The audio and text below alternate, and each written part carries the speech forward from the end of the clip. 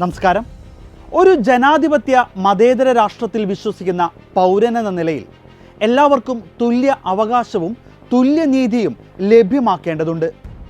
അധികാരത്തിൻ്റെ ധാർഷ്ട്യമല്ല, അടിച്ചമർത്തപ്പെട്ടവൻ്റെ വിലാപവുമല്ല, അവകാശങ്ങളെക്കുറിച്ച് അവബോധമുള്ള ജനതയായിട്ട് വേണം നാളത്തെ ജനത ഇവിടെ വളർന്നു വരുവാൻ. അതിനവന് കാലുറച്ചു നിൽക്കാൻ മണ്ണു വേണം. 2019 മുതൽ ചെറായി മുനമ്പം തീരദേശ ജനതയുടെ മുൻ തലമുറ വിലയാധാരം വാങ്ങിയ 605 ഏക്കറോളം ഭൂമിക്ക് വഖഫ് ബോർഡ് അവകാശവാദം ഉന്നയിച്ചു. 600 മത്സ്യത്തൊഴിലാളി കുടുംബങ്ങളെ വഖഫ് ബോർഡ് ബലമായി ഒഴിപ്പിക്കാൻ ശ്രമിക്കുന്നു. 2022 കാവേരി നദീതീരത്തുള്ള തിരുച്ചെന്തുറ ഗ്രാമത്തിൽ പോലും വഖഫ് ബോർഡ് അവകാശവാദം ഉന്നയിച്ചു. ഒന്നോർക്കണം, 1500 വർഷം പഴക്കമുള്ള സുന്ദരേശ്വർ അമ്പലവും സ്ഥിതി ചെയ്യുന്നത് അവിടെ തന്നെയാണെന്ന്. മുനമ്പം വേളാങ്കണ്ണി പള്ളിമാത ഇടവക, പാഷനിസ്റ്റ് ആശ്രമം, ഹൈദരാബാദ് മാരിയറ്റ് 5 സ്റ്റാർ ഹോട്ടൽ, ഇങ്ങനെ തുടങ്ങി തർക്കത്തിൽ കിടക്കുന്ന 194 സ്ഥലങ്ങൾ ഇനിയും ബാക്കി. വഖഫ് ബോർഡും അത് ഉയർത്തുന്ന വെല്ലുവിളികളും എന്താണ്?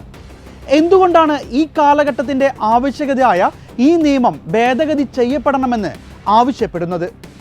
വഖഫ് എന്ന അറബിക് വാക്കിൻ്റെ അർത്ഥം നിരോധനം, നിയന്ത്രണം എന്നെല്ലാമാണ്. ശരീഅത്ത് നിയമപ്രകാരം വഖഫ് പ്രഖ്യാപിക്കപ്പെട്ട് കഴിഞ്ഞാൽ എന്നേക്കുമായി അത് വഖഫ് ബോർഡിനുള്ളതാകും. ഇന്ത്യയിൽ സൈന്യത്തിനും റെയിൽവേക്കും ശേഷം ഏറ്റവും കൂടുതൽ ഭൂമിയുള്ളത് വഖഫിനാണ്. 1995 മുതൽ കണക്കനുസരിച്ച് ഇന്ത്യയിൽ 32 വഖഫ് ബോർഡുകളാണ് ഉള്ളത്. സുന്നി സെൻട്രൽ വഖഫ് ബോർഡ്, ഷിയ സെൻട്രൽ വഖഫ് ബോർഡ് എന്നിങ്ങനെ 2 വിഭാഗങ്ങൾ. Turkey, Libya, Iraq, Egypt, Sudan, Lebanon, Syria, Jordan, Tunisia രാജ്യങ്ങളിൽ നിലവിലില്ലാത്ത വഖഫ് നിയമമാണ് ഇന്ത്യയിൽ പ്രാബല്യത്തിലുള്ളത്. 8 ലക്ഷം ഏക്കർ ഭൂമിയിലായി 8,72,292 രജിസ്റ്റേർഡ് സ്ഥാവര ജംഗമ വസ്തുക്കൾ വഖഫിനുണ്ട്. വഖഫ് ബോർഡ് അവകാശവാദം ഉന്നയിക്കുന്ന സ്ഥലങ്ങളിൽ വസ്തുക്കളുടെ രേഖകൾ ഹാജരാക്കാൻ ബാധ്യതയുള്ള പ്രദേശവാസികൾ തെളിവുകളുമായി പോകേണ്ടത് വഖഫ് ട്രിബ്യൂണൽ കോടതിയിലാണ്. ജനാധിപത്യത്തിൻ്റെ നെടും തൂണുകളിലൊന്നായ ജുഡീഷ്യറി സംവിധാനം നിലനിൽക്കെ തീർപ്പ് കൽപ്പിക്കാൻ ഇവിടെ പരിപൂർണ അവകാശവും വഖഫ് ബോർഡിന് ലഭിച്ചിരിക്കുന്നു. ഈ കിരാതനവും പ്രാചീനവുമായ നിയമത്തിനെതിരെയാണ് ന്യൂനപക്ഷകാര്യമന്ത്രി കിരൺ റിജിജു ഓഗസ്റ്റ് 8 ലോക്സഭയിൽ ബിൽ അവതരിപ്പിച്ചത്.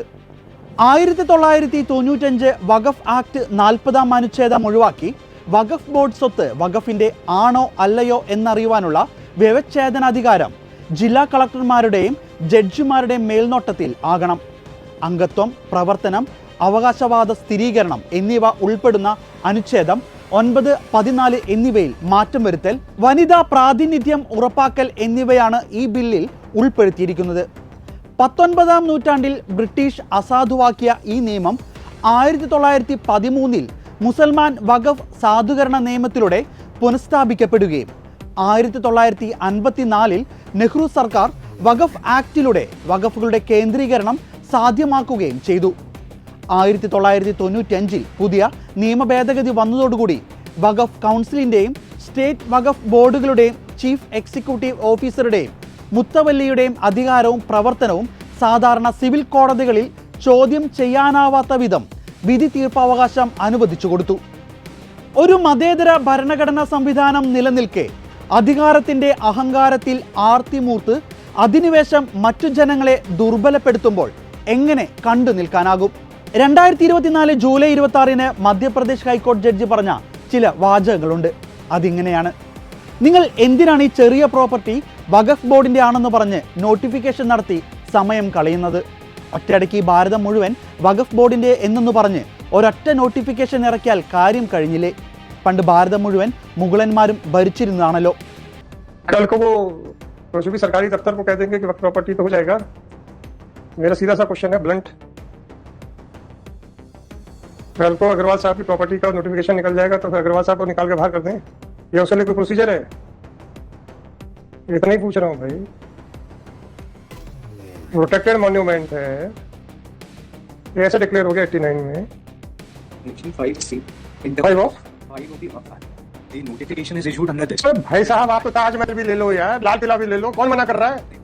यार प्यार से क्वेश्चन समझ में नहीं आते आप लोगों को. किसी के अरे ऑनरेबल कोर्ट का छोड़ो, किसी की भी प्रॉपर्टी को आप वक्फ प्रॉपर्टी डिक्लेयर कर सकते हो। टेल मी, सेक्शन 5 में नोटिफिकेशन होगा, फलाना होगा, पूरे भारत में वक्फ प्रॉपर्टी डिक्लेयर कर दो देन, क्योंकि नोटिफिकेशन का आपके वैलिड हो जाएगा। The property was already declared as a ancient monument by issuing a notification in the early 19s, बिना किसी ओनरशिप को, बिना कुछ देख के। क्या ओनरशिप थी आपकी इसके पहले sir, prior to this notification which was issued under the Ancient Monument Act? Who was the owner of this property? Notification issue हो गया तो प्रॉपर्टी आपकी हो गई। तो क्या छोटे छोटे नोटिफिकेशन इशू हो रहे हैं, इकट्ठा एक ही कर दो, रिजेक्ट कर दो। കോൺഗ്രസ് വോട്ട് ബാങ്ക് രാഷ്ട്രീയത്തിന് വേണ്ടി മിനുക്കിയെടുത്ത ഈ നിയമം മറ്റു മതങ്ങളുടെ മേൽ കുതിര കയറാൻ പോന്നതാണെങ്കിൽ അനുവദിച്ചുകൂടാ. ക്രമസമാധാനത്തിന് കോട്ടം വരുത്തുന്നതൊന്നും ഈ രാഷ്ട്രത്തിന്റെ രാഷ്ട്രീയതയ്ക്ക് ചേർന്നതല്ല. സ്വതന്ത്ര ജുഡീഷ്യറി സംവിധാനങ്ങൾ നിലനിൽക്കെ ഒരു ജനാധിപത്യ രാഷ്ട്രത്തിനും ചേരാത്ത വിധത്തിൽ ഒരു മതത്തിന് മാത്രമായി അധികാരം തീരെഴുതി കൊടുത്തിട്ടുണ്ടെങ്കിൽ അത് തിരിച്ചെടുക്കപ്പെടുക തന്നെ വേണം.